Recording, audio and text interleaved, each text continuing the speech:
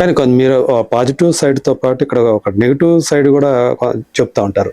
ప్రధానంగా ఈ గృహ ప్రవేశాలు అనేవి జరిగేటప్పుడు వీళ్ళు వచ్చి వాళ్ళు చాలా రుబాబు చేస్తారు, చాలా అల్లరి చేస్తారు, డబ్బులు ఇచ్చిన దాకా కదలకపోవడం అట్లాగా కాకుండా వాళ్ళు అక్కడ చేసేటువంటి చేష్టలు చాలా దారుణంగా ఉంటాయి అని. ఎందుకంటే రీసెంట్గా గాజుల రామారావు అనేటువంటి ఏరియాలో నాకు తెలిసిన అతను గృహప్రవేశం చేస్తే అక్కడ కూడా చాలామంది ట్రాన్స్జెండర్స్, అది వీళ్ళు హిజ్రాస్ అనేవాళ్ళు వచ్చి నానా యాగి చేశారు అని చెప్పేసి చెప్పినప్పుడు అన్ని చోట్ల ఇలాగే జరుగుతూ ఉంటారు. మరి దీన్ని ఎలా చూడాలి?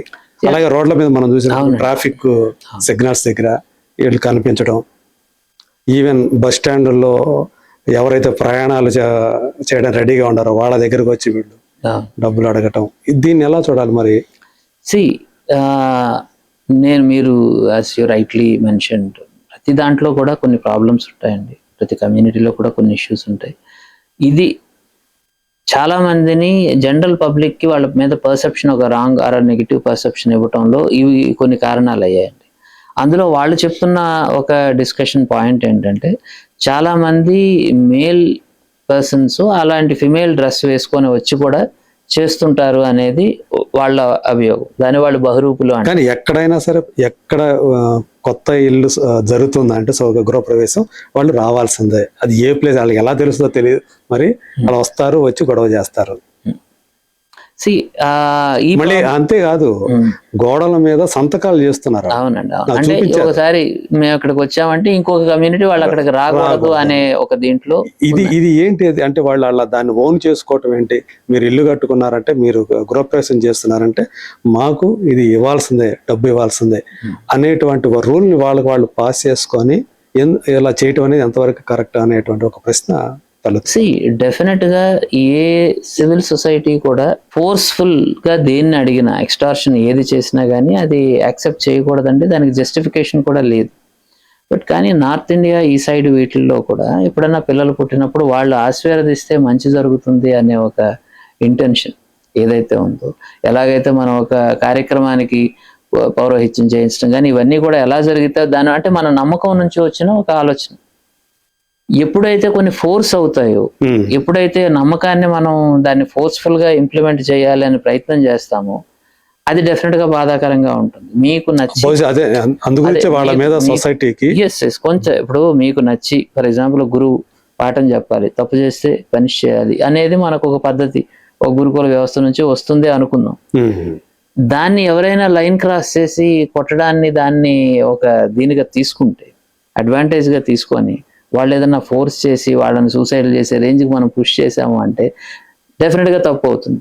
గురువు మందలించాలి, ఇవన్నిటినీ కూడా యాక్సెప్ట్ చేస్తున్న మనమే ఎప్పుడైతే అది లైన్ అతిక్రమిస్తుందో దాన్ని మనం ఆక్షేపిస్తాం.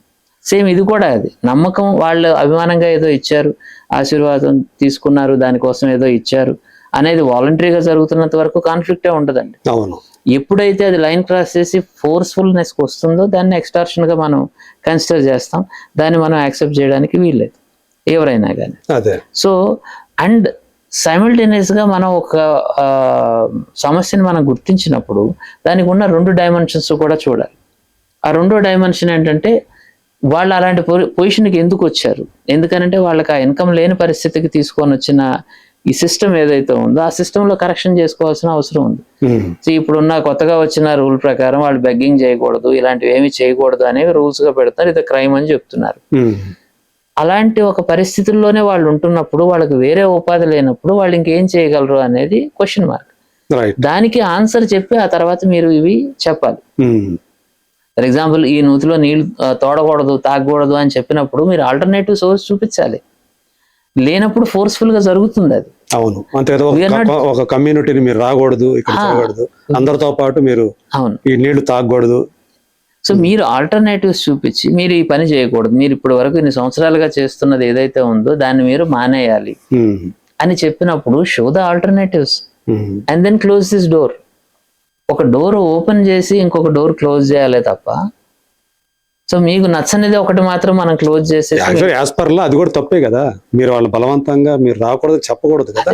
అంటే వాళ్ళు చేస్తున్నది మనం, ఫర్ ఎగ్జాంపుల్ ఇలాగ నేను ఇలా జీవికి నాది ఇలా అందరి దగ్గర మేము బెగ్గింగ్ చేస్తాము, సెక్స్ వర్క్ చేస్తాము, బదాయిలకు వెళ్తాము, ఇవే మాకున్న లైవ్లీహుడ్ సోర్సెస్ అని వాళ్ళు చెప్పినప్పుడు, ఇది మీకు కరెక్ట్ కాదు అని అనిపించినప్పుడు, ఈ షో దెమ్ ఆల్టర్నేటివ్స్. ఆల్టర్నేటివ్ చూపించాలి కదా, చూపించాల్సిన బాధ్యత ప్రభుత్వాల మీద ఉంది. ఫస్ట్ ప్లేస్ లో ఇలా చేసి బాగా సంపాదించేవాడు ఉంటారా ఇందులో, ఈ కమ్యూనిటీలో? డెఫినెట్ గా ఉంటారండి. ప్రతి సంపన్నులైన వాళ్ళు ఉంటారు. ఎందుకంటే బికాస్ ఇందులో కూడా ప్రతి దాంట్లో మంచి చెడు ఉంటున్నట్టే ఇందులో కూడా మంచి గురువులు ఉంటారు, కొంతమంది ఎక్స్‌ప్లాయిటేటివ్ పీపుల్ కూడా ఉంటారు. డెఫినెట్ గా అండి, ప్రతి దాంట్లో కూడా బోత్ సైడ్స్ ఉంటాయి. అండ్ నేను the scope of my discussion ఈ ఫిల్మ్ లో నేను తీసుకున్నది ఏమిటి అంటే, ఫస్ట్ ప్లేస్ లో వాళ్ళు ఎందుకు అక్కడికి వస్తున్నారు అనేది నా ఇనీషియల్ డిస్కషన్ అండి. అదే మూలాలకు వెళ్ళాలి. ఆ ఫ్యామిలీ ఎందుకు అలా డిస్క్రిమినేట్ చేస్తుంది, స్కూల్లో ఎందుకు మీరు అలాగ వాళ్ళని ఎలినేట్ చేస్తున్నారు, వాళ్ళకి చనిపోయే అంత ఆక్రోశం వాళ్ళలో ఎందుకు కలుగు చేస్తున్నారు, మానసికంగా వాళ్ళని ఎందుకు అంతగా బాధ పెడుతున్నారు. ఈ సినిమాలో వాళ్ళలో ఎలా ఉన్నారో అలా వాళ్ళని గ్రహించలేనటువంటి సొసైటీ. అవునండి, అలా తయారైపోయింది మనసంతా. సో న్యాచురల్లీ ఏమవుతుందంటే వాళ్ళు ఎలినేట్ అయిపోతారు సమాజానికి. ఇంకా వేరే గత్యంతరైన పరిస్థితుల్లో వాళ్ళు అలాంటి పనులు చేయాల్సి వస్తుంది. ఇదంతా కూడా ఇందులో చర్చించారు.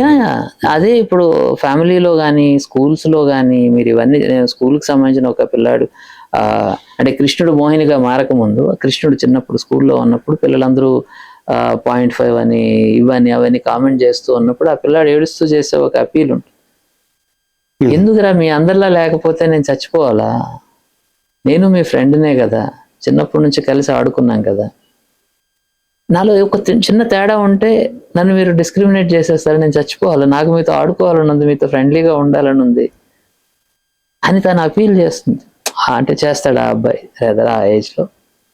ఎందుకు అలా మనం ఇంతమంది కలిసి అప్పటి వరకు ఆడుకుంటున్న కుర్రాడితో ఫ్రెండ్తో ఒక 7వ తరగతిలో ఆ సమ్మర్ హాలిడేస్ తర్వాత ఏదో తేడాలు అతని బాడీలో ఏదో వస్తే ఇమీడియట్ గా ఎందుకు అతను పాయింట్ ఆఫ్ రిడికల్ అయిపోతున్నాడు?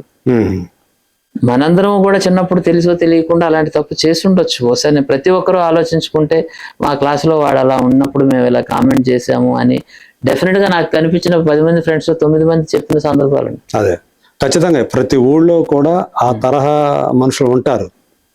నేను కూడా మా ఊళ్ళో చాలా అందంగా ఉంటాడు అతను, కానీ అతన్ని తీసుకువెళ్ళి కొంతమంది మగవాళ్ళు వాళ్ళని అఘాయిత్యం చేశారంట. ఆ పేరు నేను చెప్పను, ఆ వ్యక్తి పేరు. 2-3 కలిసో లేదా 4 కలిసి పొలాల్లోకి తీసుకెళ్ళి, అది తోటల్లోకి తీసుకెళ్ళి అతని మీద అఘాయిత్యం చేశారంట అనేటువంటి మాటలు నేను నా చిన్నతనంలో, నేను టీనేజ్లో ఉండగా అట్లాంటివన్నీ వినిపించే హై స్కూల్లో ఉన్నప్పుడు అవి అలాంటి చూస్తూనే వింటూనే, ఇప్పుడు నేను మీ కొన్ని ఎగ్జాంపుల్స్ కూడా చెప్పాను నాకు తెలిసిన వాళ్ళు, ఇలాంటివన్నీ కూడా జరుగుతూనే వస్తూ ఉన్నాయి. అంటే ఒక స్టిగ్మా సొసైటీ వాళ్ళ పట్ల ఏర్పరచుకున్నటువంటి మెయిన్ ఇష్యూ ఇస్ స్టిగ్మా అండి. సొసైటీ ఎప్పుడైతే ఈ ఆలోచన వాళ్ళకి క్లారిటీ వస్తుందో, ఇప్పుడు నెమ్మదిగా ఈ అందరూ ఎడ్యుకేట్ అవ్వటం, లేకపోతే ఈ ఫారెన్ యూఎస్ఎల్కి వీటికి వెళ్ళడం, ఇప్పుడు ఒక ఇంటర్ కాస్ట్ మ్యారేజ్ అనేది చాలా నార్మలైజ్ అయిపోయిన మ్యాటర్.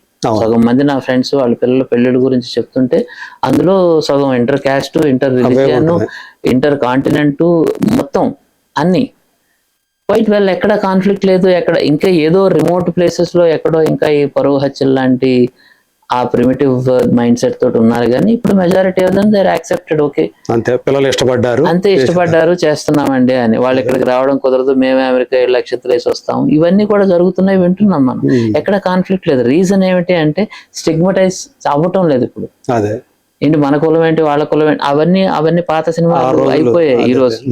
ఎందుకంటే వీఆర్ ప్రోగ్రెసివ్. ఒక సొసైటీ ప్రోగ్రెస్ అవుతున్నప్పుడు మనం ఓపెన్ అప్ అవుతూ ఉంటాం ఈ ఇష్యూలో కూడా. ఎందుకంటే బికాస్ లైట్ పడుతున్నప్పుడే మనకు దారి దొరుకుతుందండి.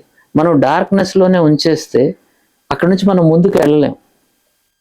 సో మీడియా అన్నది ఒక లైట్ వేయాలి అని, అన్ని డైమెన్షన్స్ చూపించాలి, వాళ్ళకి నచ్చిన డైమెన్షన్ వాళ్ళు వెతుక్కుంటారు. బట్ మనం డార్క్ లో ఉంచేయొద్దని, నిన్న ఇలా ఉన్నావు కాబట్టి ఈ రోజు ఇక్కడే ఉండు అని చెప్పడం కరెక్ట్ కాదు.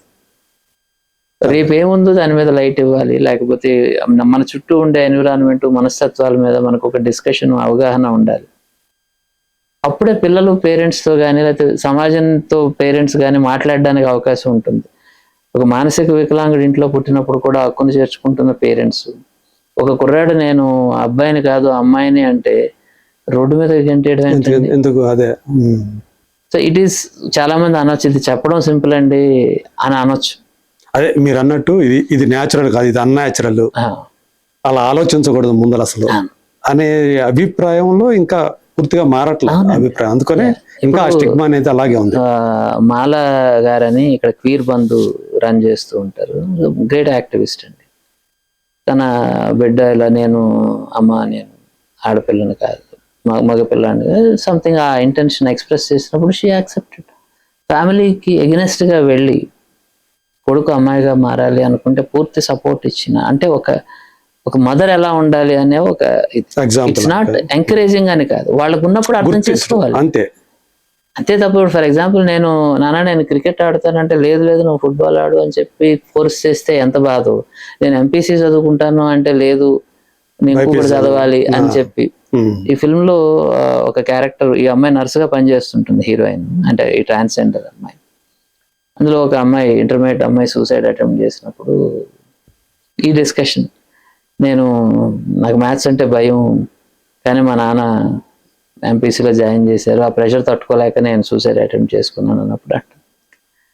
సో చెప్పు ఫాదర్, ఏదైనా చెప్పాలి, నేను నా బయాలజీనే మార్చేసుకున్నాను, నచ్చకపోతే ఇంత చిన్నదానికి నువ్వు చచ్చిపోతావు చెప్పు అని తను మోటివేట్ చేయడానికి ట్రై చేస్తుంది. అంటే ఫోర్స్ఫుల్గా ఏం చేసినా కానీ నేను సిఈసి చదవాలి అనుకుంటున్న పిల్లల్ని ఫోర్స్ఫుల్గా ఎంఈసీలో పెట్టిన, మ్యాథ్స్లో పెట్టిన, ఎంపీసీలో పెట్టిన వాడు నలిగిపోతాడు కదా. అలాంటిది వాళ్ళకి ఫోర్స్గా నా లైఫే ఇది నాది కాదు అంటున్నప్పుడు ఫోర్స్గా ఇంకొక జీవితం గడపమంటే వాళ్ళు ఎలా ఆలోచిస్తారు, ఎలా బాధపడతారు? ఆ కన్సిడరేషన్ కావాలంటున్నాను. ఓకే.